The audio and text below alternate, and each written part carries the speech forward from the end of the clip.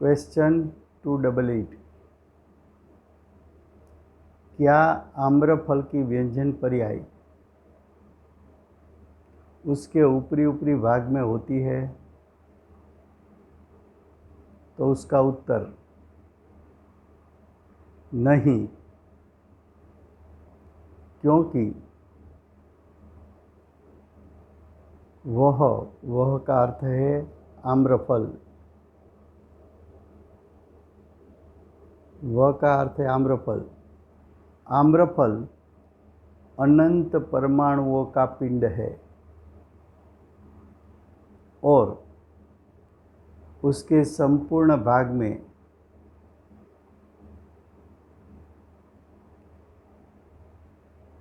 उन परमाणुओं की व्यंजन पर्याय है। क्या कहा कि आम्रफल है, उसके ऊपरी ऊपरी भाग को व्यंजन पर्याय कहे? तो जवाब कहा ना। क्यों कहा? क्योंकि आम्रफल एक स्कंद है, वो स्कंद में अनंत परमाणु है और एक एक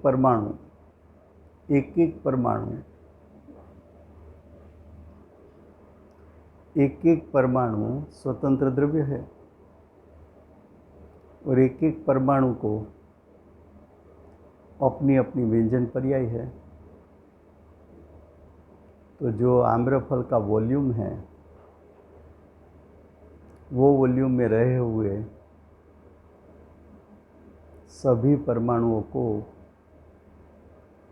व्यंजन पर्याय है।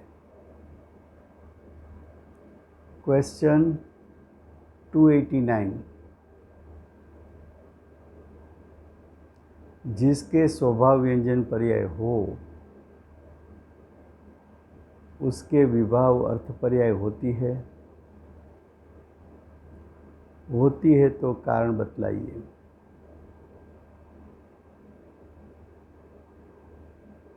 क्या कहा? जिसको स्वभाव व्यंजन पर्याय हो,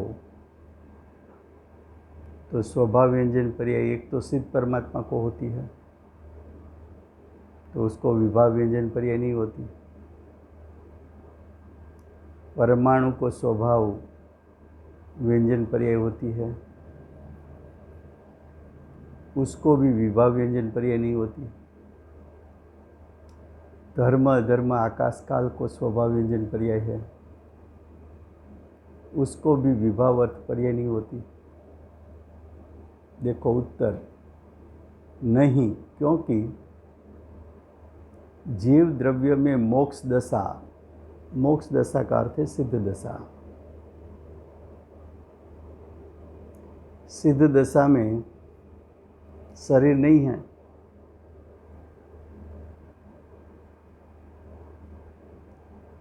तो जीव द्रव्य में सिद्ध दशा हुई बिना स्वभाव व्यंजन पर्याय प्रकट नहीं होती।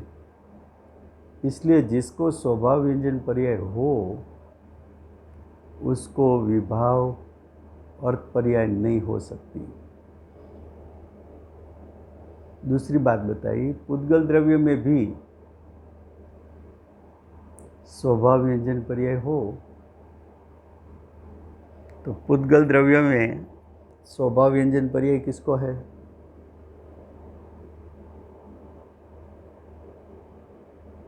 परमाणु को।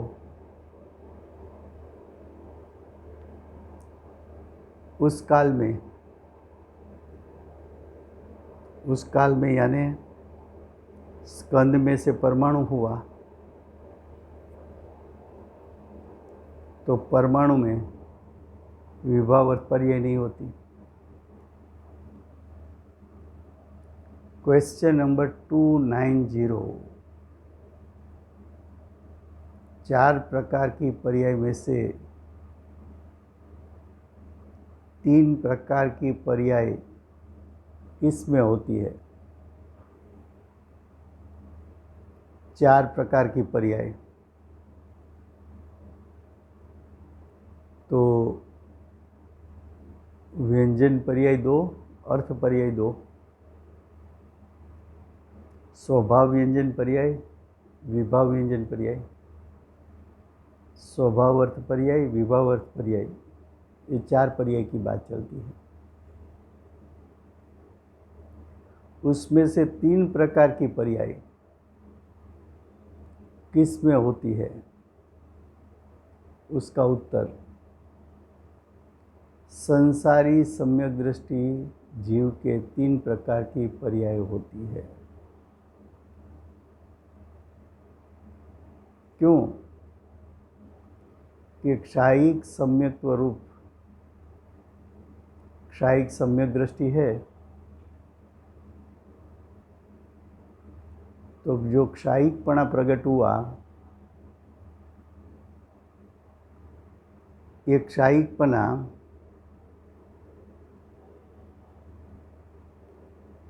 स्वभाव अर्थ पर्याय है।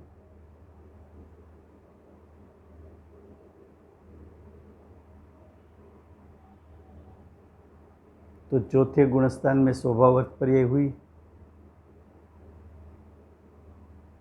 12वें गुणस्थान में चारित्र गुण की स्वभाव अर्थ पर्याय हुई।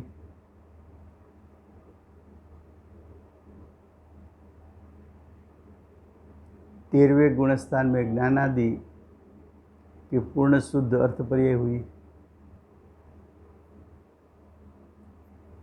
तो एक तो संसारी जीव को स्वभाव अर्थ पर्याय हो सकती है, नंबर 1। नंबर 2, योग गुण की स्वभाव अर्थ पर्याय 13वें गुणस्थान के अंत में प्रकट होती है।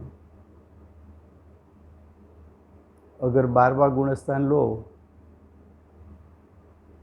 तो जीव का योग गुण,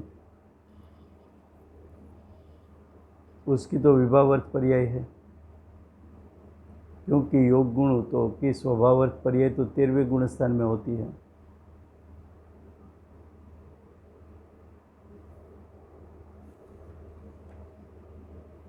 तीसरा,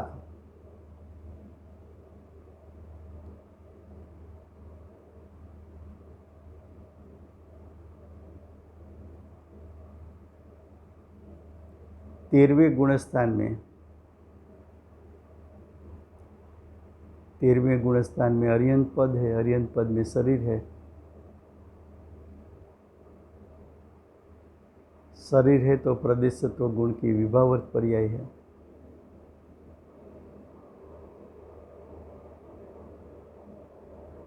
चौथा, शेष जिन जिन गुणों के अशुद्ध परिणमन है उनकी विभावर्त पर्याय 14वें गुणस्थान तक होती है। फिर से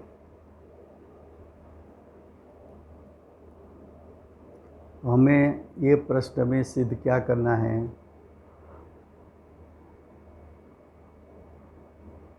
तो कि पर्याय का प्रथम 2 प्रकार, व्यंजन पर्याय, अर्थ पर्याय।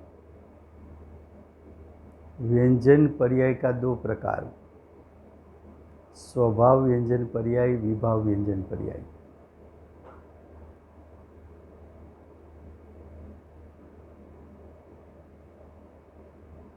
अर्थ पर्याय का 2 प्रकार, स्वभाव अर्थ पर्याय, विभाव अर्थ पर्याय। अब उसमें से 3 पर्याय किसको होती है? मानो कि आपने अर्यंत पद लिया,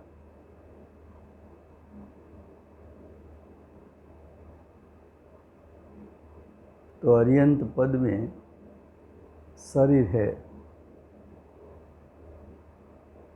शरीर के अनुरूप अर्यंत परमात्मा के आत्मा का आकार है। तो अर्यंत परमात्मा को विभाव व्यंजन पर्याय है।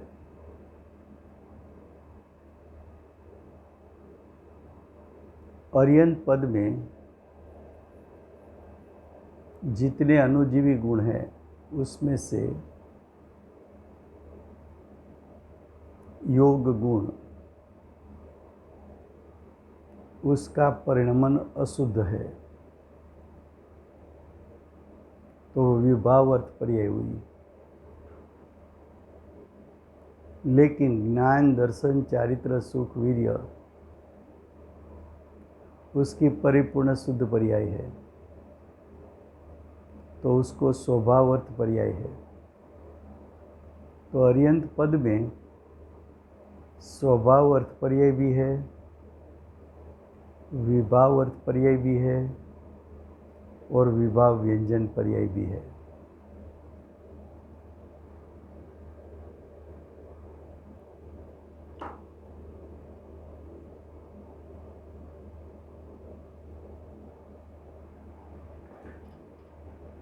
अब देखिए,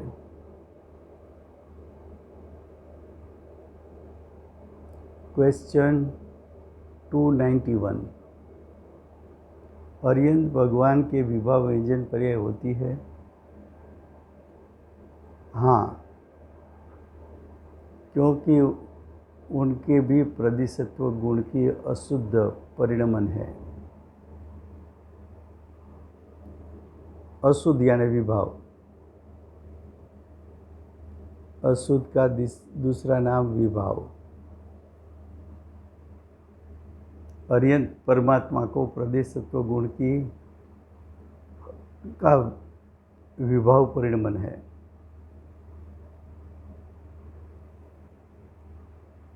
ये परिणमन 13वें गुणस्थान के अंत तक रहता है।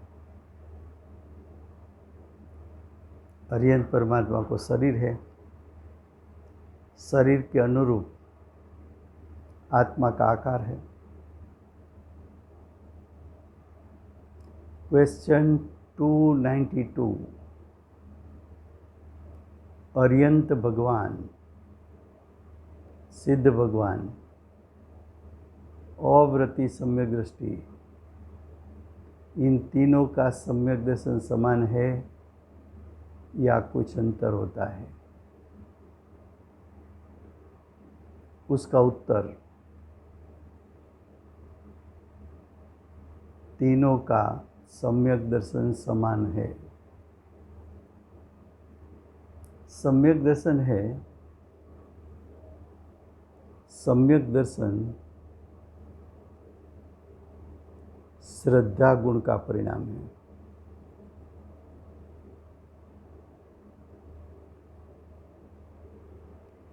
श्रद्धा गुण का परिणाम, उसमें दो ही ऑप्शन है, या तो वो सम्यक हो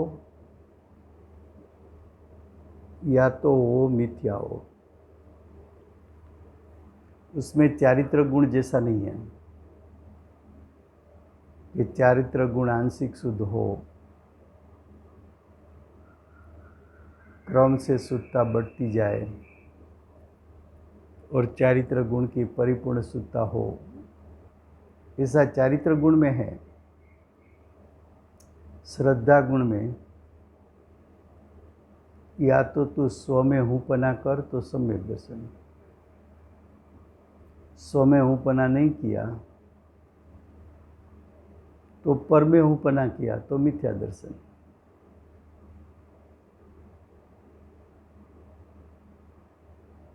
तो श्रद्धा गुण का परिणाम शुद्ध होने में एक समय लगता है।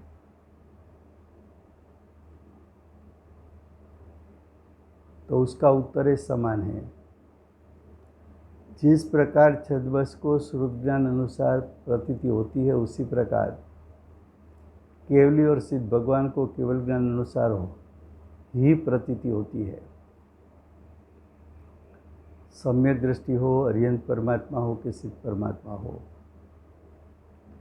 तीनों की आत्म प्रतीति में कोई अंतर नहीं है। तीनों ने आत्मा में हूँपना किया है,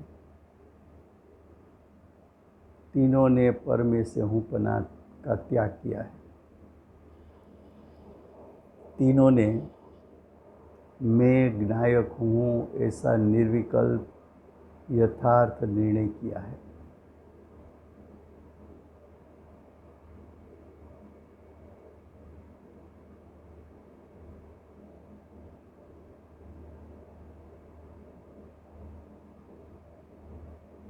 अब देखो, अब केवल ज्ञान द्वारा जाना, तीर्थंकर परमात्मा, सिद्ध परमात्मा आत्मा को केवल ज्ञान के द्वारा जानते हैं।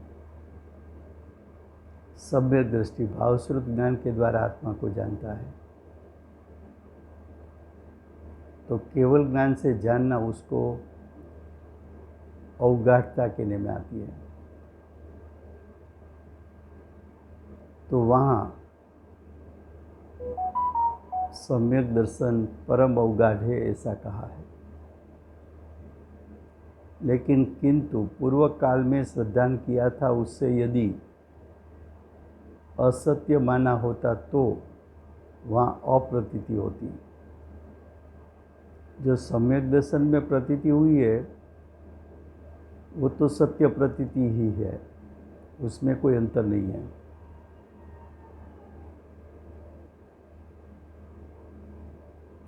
और जो सम्यक दृष्टि को जैसी प्रतीति होती है वैसी प्रतीति केवली को होती है।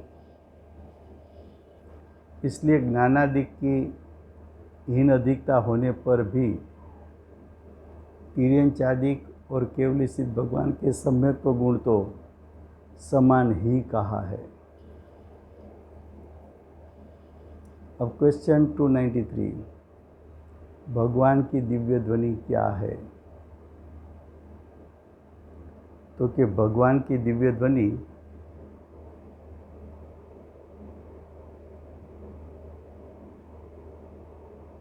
भाषा वर्गणा का परिणाम है।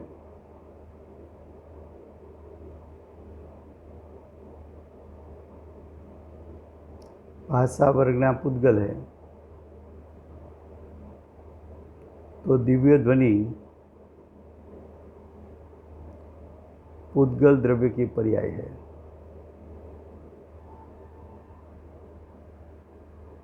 तेरहवें गुणस्थान में अरिहंत देव का जो उपदेशात्मक भाषा निकलती है उससे दिव्य ध्वनि कहते हैं। दिव्य ध्वनि का योग तीर्थंकर परमात्मा को होता है।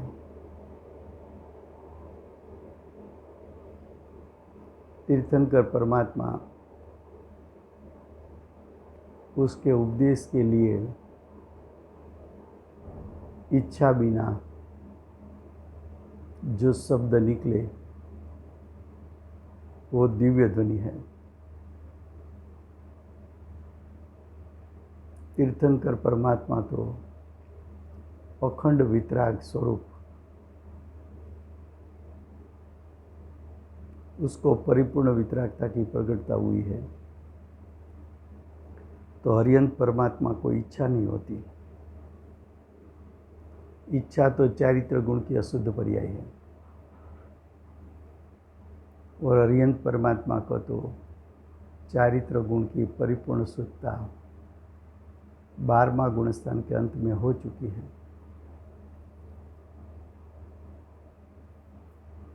तो जो दिव्य ध्वनि छूटती है वो अघाती कर्म, शुभ अघाती कर्म, उसके फल में ऐसा तीर्थंकर परमात्मा को अतिशय होता है कि दिव्य ध्वनि अपने आप खिलती है।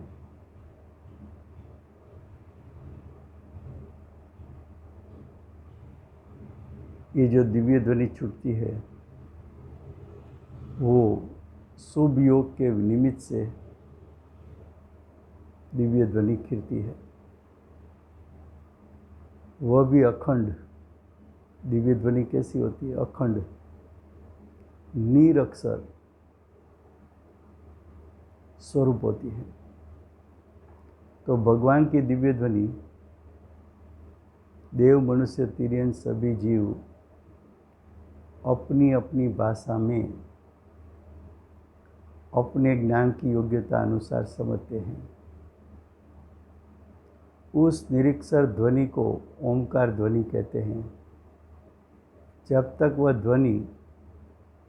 ध्वनि श्रोताओं के कर्ण प्रदेश तक न पहुँचे तब तक वह अनक्षर ही है, और जब वह श्रोता के कर्णों में प्राप्त हो जाती है तब अक्षर रूप होती है। उसके लिए गोमट सार शास्त्र का आधार दिया है गाथा 227। तो भगवान की दिव्य संबंधी विशेष आधार अगले स्वाध्याय में चलेगा।